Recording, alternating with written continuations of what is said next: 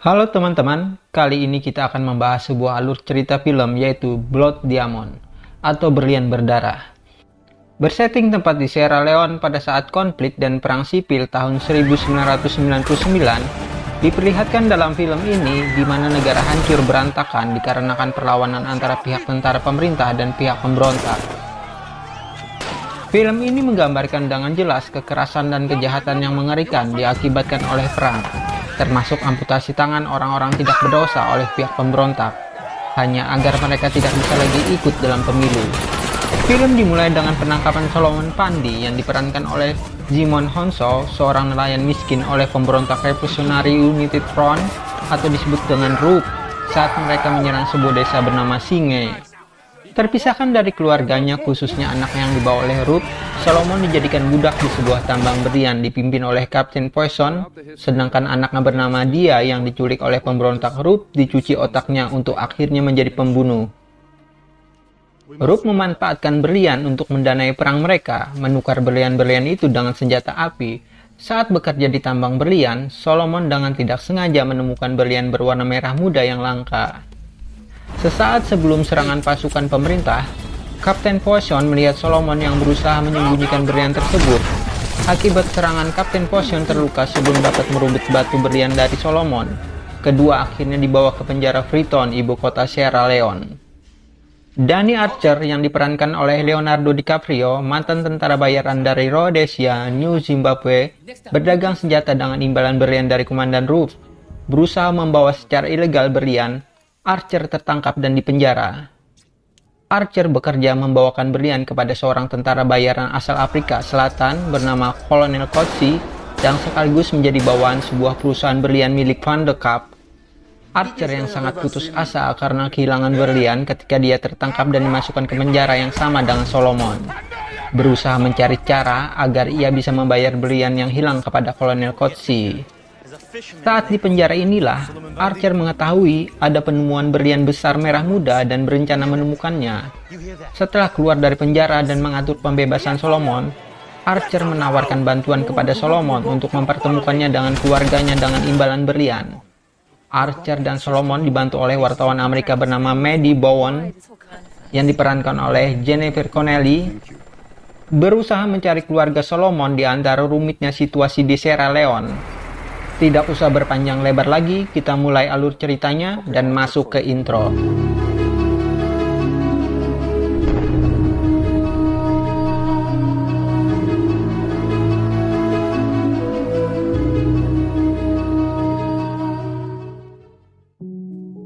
Video diawali dengan matahari pagi yang sangat indah di desa nelayan yang damai. Seorang nelayan bernama Solomon sedang membangunkan anaknya yang bernama Dia Fandi yang bercita-cita sebagai dokter untuk berangkat ke sekolah. Sepulang dari sekolah, Dia dan Solomon ayahnya sedang bersenda gurau. Tiba-tiba pasukan pemberontak atau biasa disebut dengan RUF datang menembaki warga desa itu. Sang ayah Solomon berusaha menyelamatkan ibu dan dua adiknya, tapi nahas Solomon ayahnya tertangkap oleh pasukan RUF. Semua laki-laki dikumpulkan dan disortir. Laki-laki berbadan kecil dan lemah tangannya dipenggal agar mereka tidak bisa bekerja dan tidak bisa ikut dalam pemilihan umum. Dan pada saat giliran Solomon tangannya ingin dipenggal, Komandan RUF mencegah anak buahnya karena badan Solomon yang besar bisa dijadikan sebagai budak tambang berlian. Berlian-berlian itu digunakan untuk membiayai perang saudara di Afrika. Dan data menunjukkan 15% berlian yang tersebar di dunia berasal dari tempat konflik. Dan para petinggi dunia yang berkumpul di suatu rapat mengambil keputusan untuk tidak membeli berlian dari tempat yang berkonflik. Di lain sisi, para pemberontak menganggap diri mereka adalah pejuang pembebas rakyat, yang dimana pemerintah yang mereka lawan sudah dikendalikan oleh asing. Dan ini adalah Leonardo DiCaprio yang berperan sebagai Danny. Danny adalah tentara bayaran penjual senjata sekaligus sebagai penyelundup berlian, yang menjual senjata yang didapatkannya dari Kolonel Coetzee kepada pemberontak secara barter dengan berlian. Saat Danny menyamar sebagai wartawan National Geography dengan tujuan menyelundupkan berlian ke dalam tubuh hewan ternak agar bisa melewati perbatasan, tapi nahas dia tertangkap oleh tentara perbatasan dan dimasukkan ke dalam penjara. Scene pun berubah di mana diperlihatkan Solomon sedang mencari berlian dan secara tak terduga ia menemukan berlian yang sangat besar berwarna merah muda. Di saat mesin tambang meledak karena mengalami kerusakan dan semua perhatian terarahkan ke mesin tambang itu, Solomon secara diam-diam menyelipkan berlian itu di antara jari-jari kakinya. Setelah itu, ia beralasan untuk buang air besar dengan niatan mengambil berlian yang ia temukan itu. Di saat Solomon ingin mengubur berlian itu, ia dipergoki oleh Komandan Roop yang mengawasinya dan meminta Solomon untuk menyerahkannya. Tetapi di saat Solomon ingin menyerahkan berlian itu, secara tak terduga pasukan pemerintah datang dan terjadilah bentrok. Yang mana Komandan Roop tidak sadarkan diri terkena ledakan. Di saat kondisi kacau, Solomon berhasil menyembunyikan berlian itu. Semua yang tertangkap, baik itu penambang ataupun pemberontak, dibawa ke sebuah penjara yang sama. Yang dimana Dani juga dipenjara di tempat yang sama. Di saat Komandan Roop bertemu Solomon di dalam penjara, Komandan Roop memberitahukan kepada semua tahanan kalau Solomon mendapatkan berlian merah muda yang terbesar yang belum pernah ia lihat sebelumnya. Dan siapapun yang berhasil mendapatkan berlian itu dari Solomon, maka Komandan Roop akan menghadiahkannya sebesar $1.000. Yang mana Dani pun mendengarkan ucapan Komandan Roop itu. Tetapi Solomon menyangkal omongan Komandan Roop itu dengan membuka celananya dan sambil berteriak, "Engkau telah mengambil rumahku dan telah mengambil keluargaku. Aku kehilangan segalanya. Apabila ada berlian, kaulah yang mengambilnya." Tak berapa lama, Dani dibebaskan dengan tebusan seorang temannya. Dan Dani pun menginginkan Solomon untuk ditebus agar dia dibebaskan juga. Karena ia mengincar berlian merah muda yang didengarnya sewaktu di dalam penjara. Scene pun berubah, di mana di sebuah kafe, Dani berkenalan dengan seorang wartawan wanita bernama Maddie Bowen. Di saat pembicaraan terungkap kalau Dani menjual berliannya kepada pengusaha berlian Van de Kaap, yang mana sang wartawan Maddie Bowen mempunyai misi mencari berita tentang berlian konflik atau berlian berdarah atau biasa disebut dengan Blood Diamond. Di lain sisi, utusan Kolonel Coetzee memberi peringatan dengan merusak tempat tinggal Dani karena uang hasil penjualan senjata kepada pemberontak belum juga didapatkan sang kolonel. Dan di tempat lain, istri Solomon dan ketiga anaknya melakukan perjalanan ke tempat pengungsi. Di tengah perjalanan, anak Solomon yang bernama Dia diculik oleh pasukan pemberontak Roop dan dicuci otaknya untuk dijadikan tentara pemberontak. Sedangkan Dani terus mengejar-ngejar Solomon yang sekarang bekerja sebagai pelayan sebuah hotel karena Dani juga terus dikejar-kejar oleh sang kolonel Coetzee yang mana Dani berhutang uang hasil penjualan senjata milik kolonel. Yang mana sekarang Kolonel Coetzee itu pun menginginkan berlian merah muda itu sebagai bayaran hutangnya kepada kolonel. Tak berapa lama, kantor berita BBC mengabarkan kalau pasukan tentara pemberontak sudah mendekati ibu kota Freetown dan warga asing disarankan untuk meninggalkan negara itu. Dan benar saja, setelah berita itu usai, ibu kota Freetown diserang oleh para pemberontak, dan di tengah pertempuran itu, Dani menawarkan bermitra dengan Solomon dan menjanjikan untuk mempertemukan kembali Solomon dengan keluarganya serta memberikan 50% hasil penjualan berlian itu kepada Solomon dan 50% lagi untuk dirinya.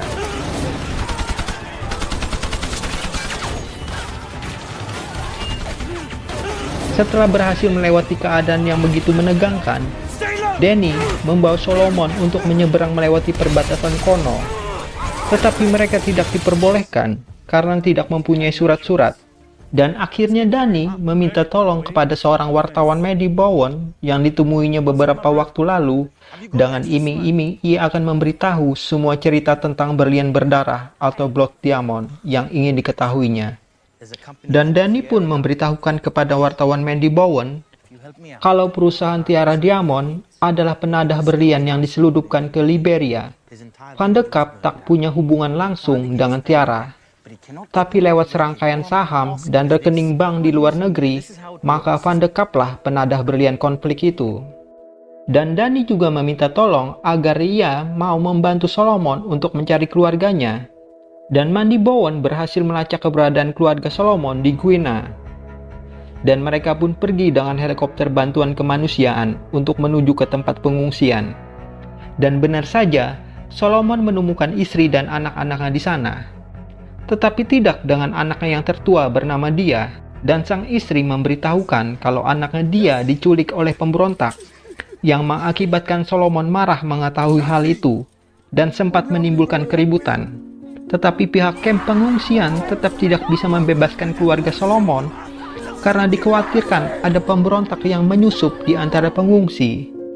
Mereka bersepakat akan membebaskan para pengungsi setelah perang usai. Di lain tempat, Danny terus membujuk Mandy Bowen untuk membantu Danny untuk pergi ke kono dengan tujuan mendapatkan berlian itu. Tetapi Mandy menolak.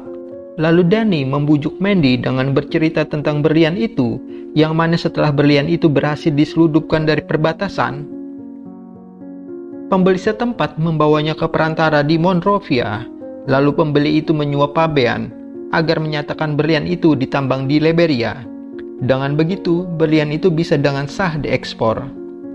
Begitu berlian itu sampai pada pembelinya di Antwerp, lalu disortir, setibanya di India, batu berlian konflik itu tercampur permata dari seluruh dunia. Dan Simon, pemilik Van de Kaap, terlibat dalam hal ini. Setelah mendengar cerita itu, Mandy mau membantu Danny untuk menyeberang ke kono dengan menaiki mobil rombongan wartawan dengan menyamar sebagai wartawan. Sewaktu dalam perjalanan, mobil mereka terhadang oleh korban konflik. Di saat mereka sibuk meliput kejadian, mereka dengan tiba-tiba dihujani oleh tembakan dari pasukan pemberontak, tetapi mereka berhasil selamat. Tetapi tidak berlangsung lama, mobil yang mereka tumpangi diberondong peluru oleh tentara pemberontak. Banyak dari teman-teman wartawan tewas tertembak. Untung saja, Danny dengan sigap berhasil membawa mereka meloloskan diri. Di tengah perjalanan mereka bertemu dengan suku Kamajor yang melindungi rumah-rumah mereka, yang tidak suka kepada pemberontak dan juga tidak suka kepada pemerintah. Hampir saja mereka dibunuh, tetapi dengan kehebatan tipu daya Mandy berhasil meluluhkan hati pasukan suku Kamajor, dan malah suku Kamajor menjadi petunjuk jalan ke tempat Benjamin Margai. Benjamin Margai adalah pengasuh anak-anak tempat rehabilitasi korban perang. Keesokan harinya, Benjamin mengantarkan mereka untuk pergi ke kono. Di tengah perjalanan, Benjamin ditembak oleh pasukan anak-anak pemberontak, yang mana mengakibatkan tangannya terluka. Di pangkalan militer kono, Danny bertemu dengan Kolonel Coetzee, yang mana ia memberitahukan kalau berlian merah muda itu benar-benar ada. Dan Kolonel Coetzee memerintahkan Danny untuk ikut dalam operasi pencarian berlian itu. Tetapi Danny secara diam-diam pergi sendiri dengan Solomon tanpa sepengetahuan kolonel dan anak buahnya. Dan Danny memberitahukan kepada Mandy kalau ia akan kembali ke tambang berlian untuk mencari berlian merah muda itu. Mandy memaksa untuk ikut bersama Danny, tapi Danny menolak dan menyuruh Mandy untuk pergi meninggalkan tempat konflik. Sebelum berpisah, Mandy memberikan nomor telepon kantor rumah dan HP-nya. Di tengah perjalanan menuju tambang berlian, Solomon dan Danny bertemu dengan pasukan pemberontak, dan mereka segera bersembunyi. Di saat bersembunyi, Solomon melihat salah satu tentara pemberontak, yang Solomon sangka adalah anaknya dia, dan Solomon berteriak memanggil anaknya, yang mana dibalas dengan berondongan tembakan oleh pasukan pemberontak itu. Dan mereka pun kabur dan bersembunyi dari kejaran, dan hingga pagi hari pun tiba, mereka melanjutkan perjalanan.